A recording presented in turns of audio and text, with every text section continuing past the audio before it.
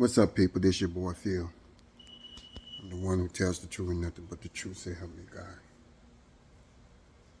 I got something on my mind.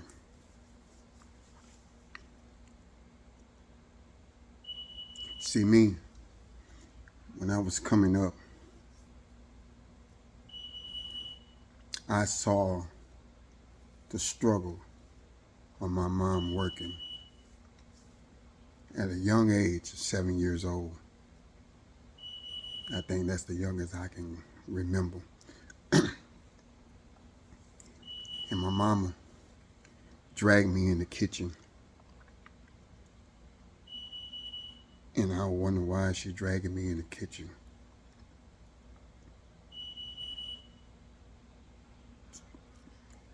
And my mama taught me, showed me how to cook, how to clean. She did the best she can because I really didn't have a father. I had a dad, but I didn't have a father that would teach me how to become a young man and how to become a man. So my mom took me in the kitchen and taught me how to cook. And round about the age of between 8 and 12, I could cook basically any or everything. Cabbage, collard greens, macaroni cheese, gravy, just a little base. I could fry pork chops, I could fry chicken. You're talking about 9 years old. My mama sometimes worked 2 and 3 jobs. Some days we don't even see my mom come in. And then when she do come in, I make sure she had a hot meal when she came home. And sometimes when we didn't have food, she'd bring food from her job. And I remember my mom used to give me $3 to wash her uniforms for she can go to work within the next 4 hours. And she's just getting off her second job, finna go on her third job, just to give her some rest. And you was like, well, Brother Philip, why are you saying this? I'm saying this to this new generation of our kids. Our kids, excuse my French, but they don't give a damn that we die or have strokes or heart attacks.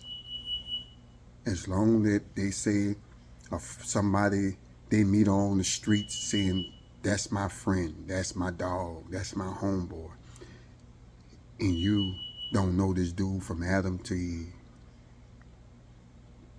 I've been knowing a friend of Sugar Bear over 40-something years.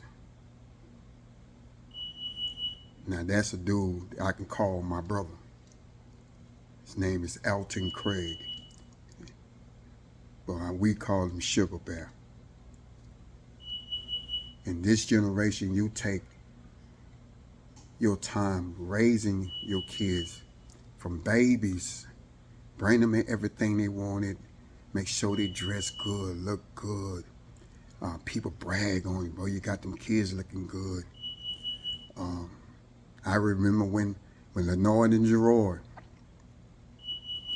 and I used to carry them wherever I go.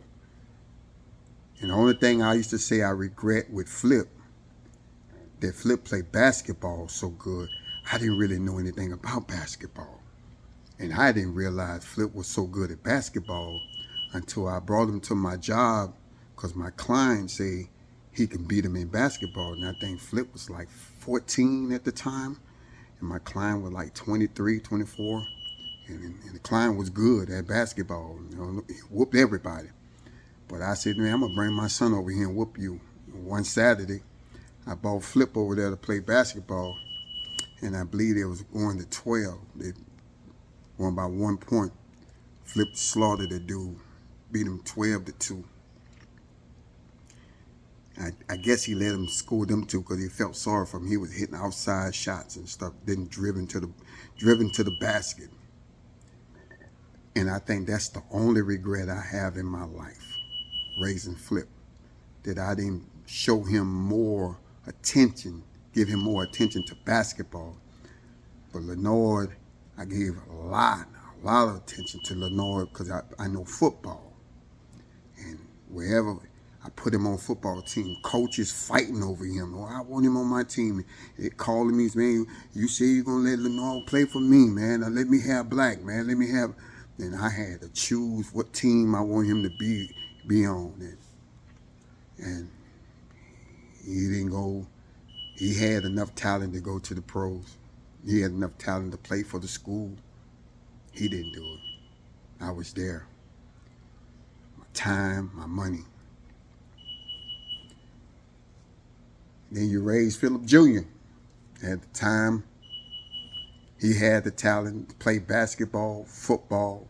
This dude was a beast. But that's why I tell you the trick of the streets. Everybody is not your friend. And I try to tell people, you know you're not powerful than Satan is. And Satan going to give you some things in life. I'm going to come up with a sermon. I got a sermon that I got to minister on. I hope sometime this week I might do it while I'm on vacation. And the Lord been tugging on my spirit for that sermon. And I spend half of my lifetime with Ton. Football, basketball, traveling with him, giving him what he wanted. He could have been in the pros. This dude was a beast. Whenever he played football, basketball, this boy just crazy on the court, crazy on the football field. And then I moved to my other boys, Keyshawn. Keon is playing in the band. Thank God he's a band person, but he's more into the ministry. And Keyshawn have this instinct in him, man. This dude, he begging to learn with Dad. I get on the football field, he say, Dad, come here at halftime. What, Dad, how can I get two people off of me? And I'm on the field showing him how to get these people off of him. Two powerful young men. I mean, they crack back in him and everything. And I was teaching them and showing them. And now, streets. See, I'm telling y'all parents this now. When you see my kids doing certain things, even Jacob, I taught Jacob, he's 13. He wanted to be a cornerback. And he telling me, he's screaming from my outfield, Dad, what do, what? I'm like, get number 38. Don't back up. Come up. Stay right there.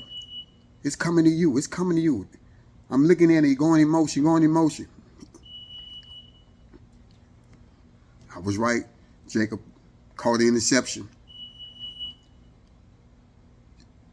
That's the kind of man I am.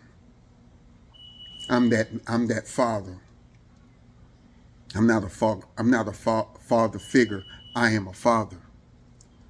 I teach and train my boys to become men, how to become men, how not to go and follow the crowd, how to be leaders.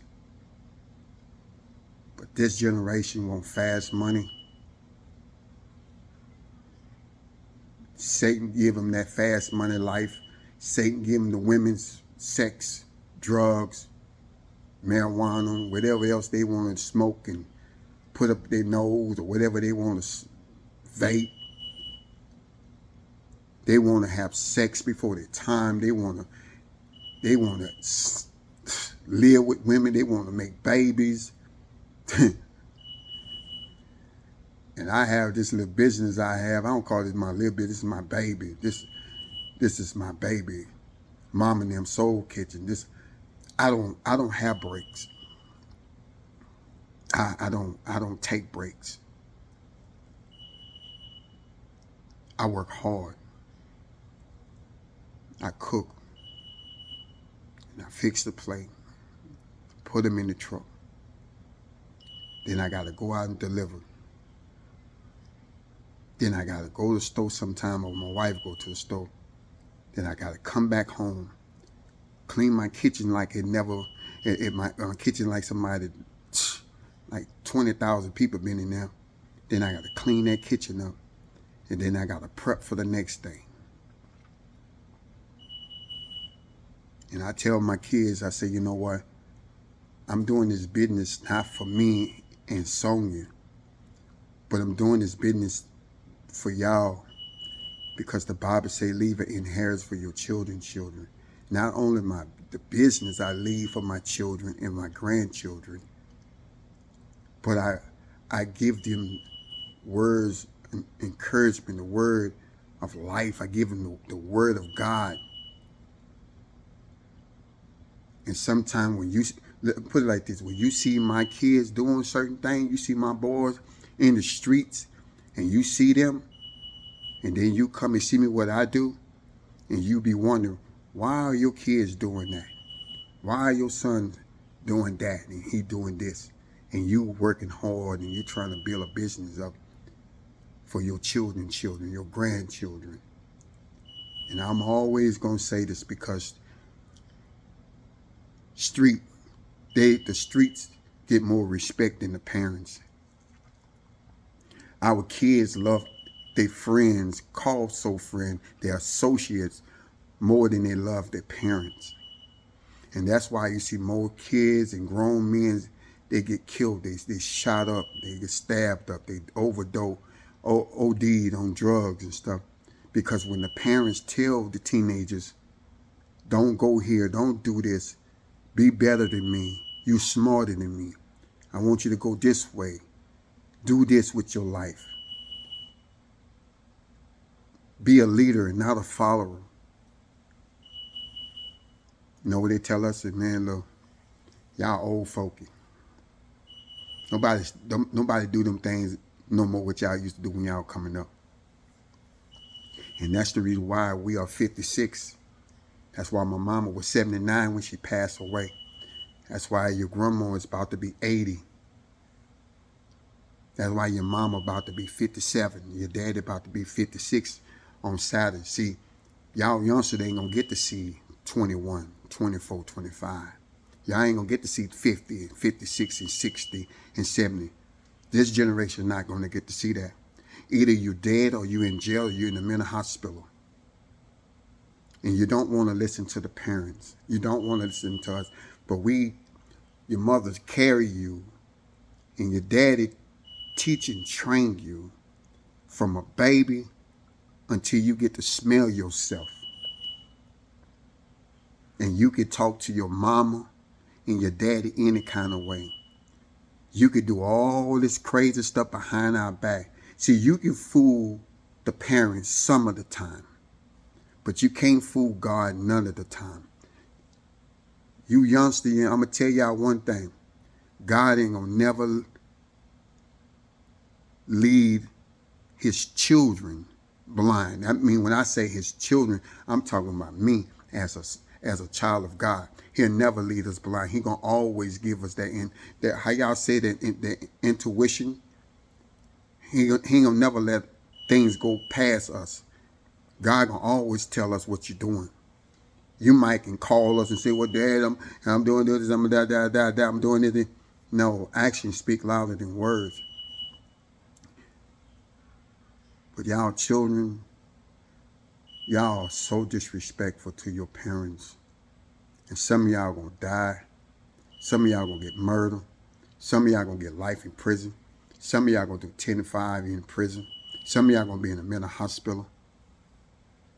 Because when you put your hands and you talk to your parents any kind of way, let me tell y'all something. God ain't gonna just sit in heaven and just let you do this to us. It's not. God gonna wreck your life up. Matter of fact, he gonna allow Satan to wreck your life up. The plans that you have for your life, he gonna put an earthquake to that bad boy. There's gonna be an earthquake gonna hit your life. God about to shake the foundation. Here come this Holy Spirit finna come on. God about to shake your foundation. He's going to shake you. And some days you're going to wish you were never born. See, y'all think y'all going to get away mistreating your parents and disrespecting us behind our back, and you think that God going to sit back.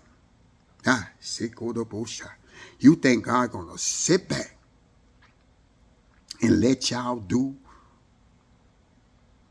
what he say, let y'all do what y'all want to do, and there's not going to be no consequences? You young generations. You young generation. One thing about me, I wasn't going to never let my mama suffer. Never. I wasn't going to never let my mama suffer. Ever. I started working out 14. And at the age of 14, I had a little summer job. And every time I got paid, I gave my mama $100-something. I split the check. I don't care how much my check was. I split it with my mama. And my check was $250. My mama got $125. And then I put $50 to the side for myself. Put it up somewhere. When I got 15 and 16 and 17, I was still working and going to school. I'm letting you know I wasn't no follower. I was a leader. Because I looked at my mama. My mama was struggling, and I refused to let my mama suffer.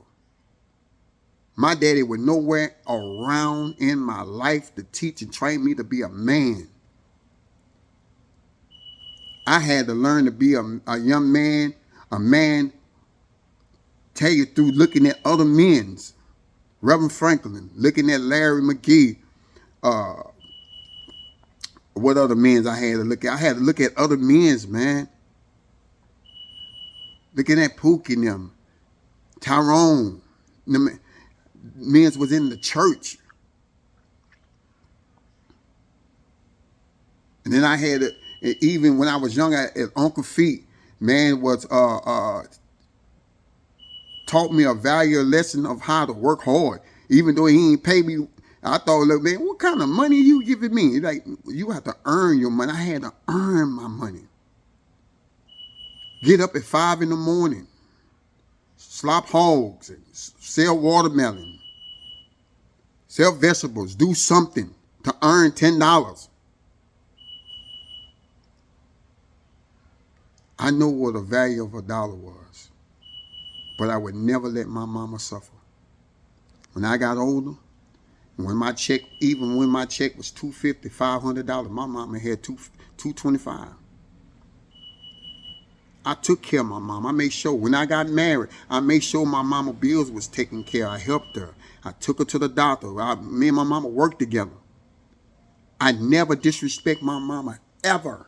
That's why I'm about to be 56, because the Lord, he said, when I obey my parent, when I obey my mama, he expand my life to be longer. He gave me longevity of life. That's the reason why I'm about to be 56. Until the day my mama died, and I still took care of my mama. Still make sure that she take her medicine. Make sure she had to eat something. I never disrespect my mama. When my mama say, hey, this woman not for you, I didn't mess with her. Hey, them friends of yours right there, my mom, we ain't had Facebook or Twitter and TikTok and Instagram. We had mamas to tell us, when we look at our friend, he said, don't mess with that boy. That boy no good. That boy terrible. And I ain't mess with that. Once my mama told me don't mess with that, don't hang around them, I didn't do it.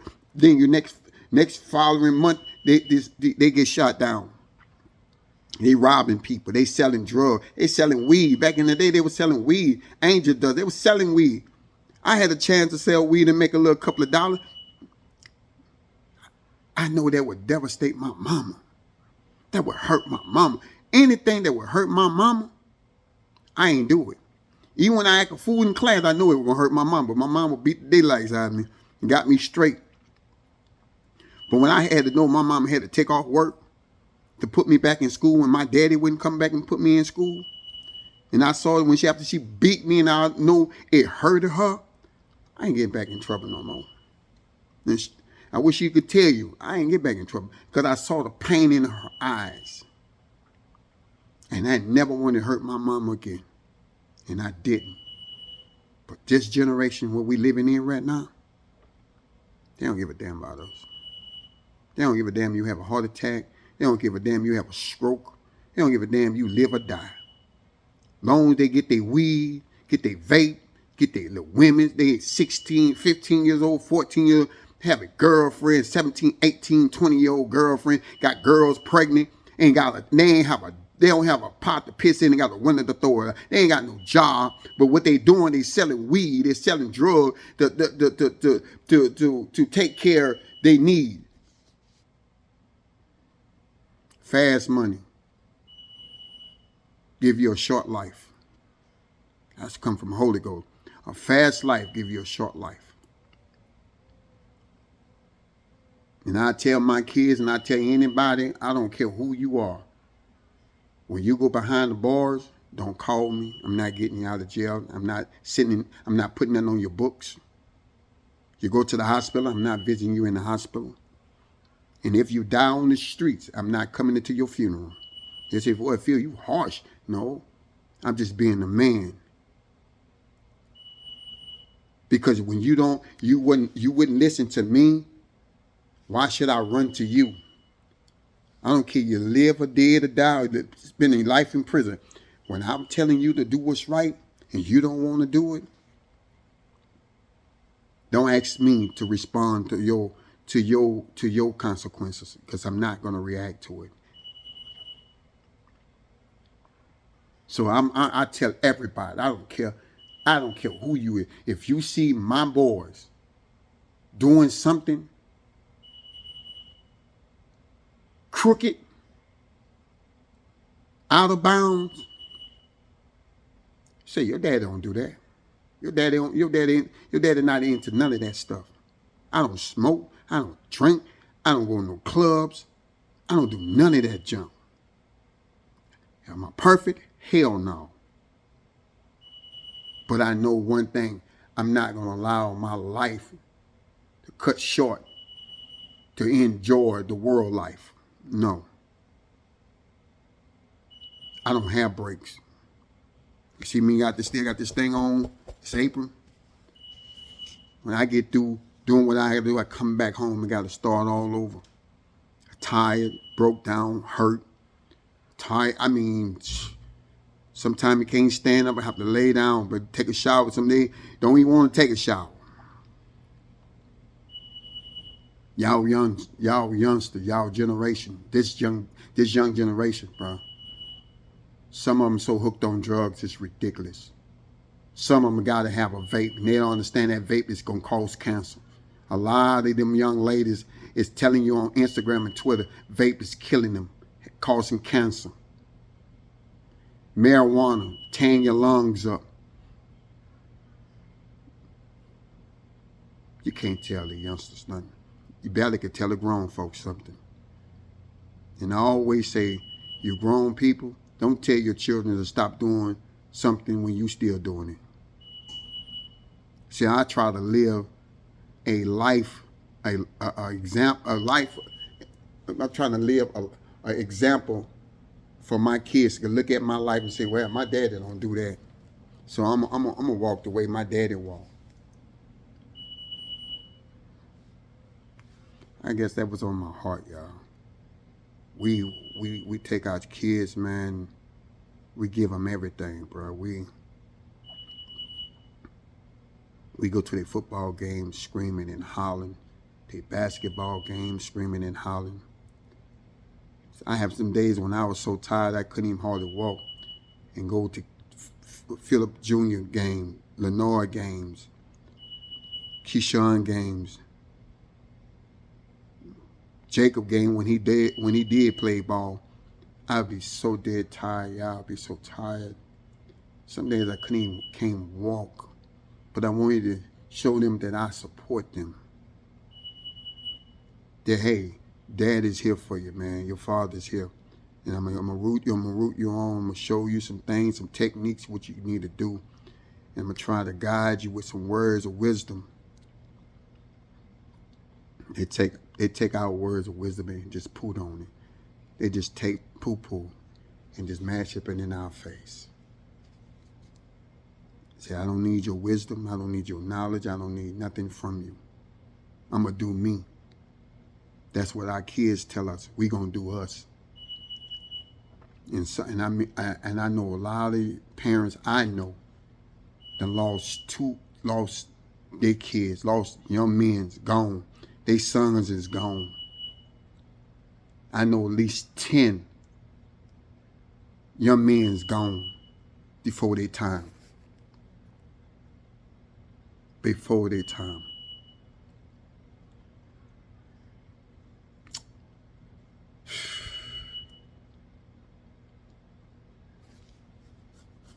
I don't even have nothing else to say no more. I'm done. I'm out of here, people. I'm out of here.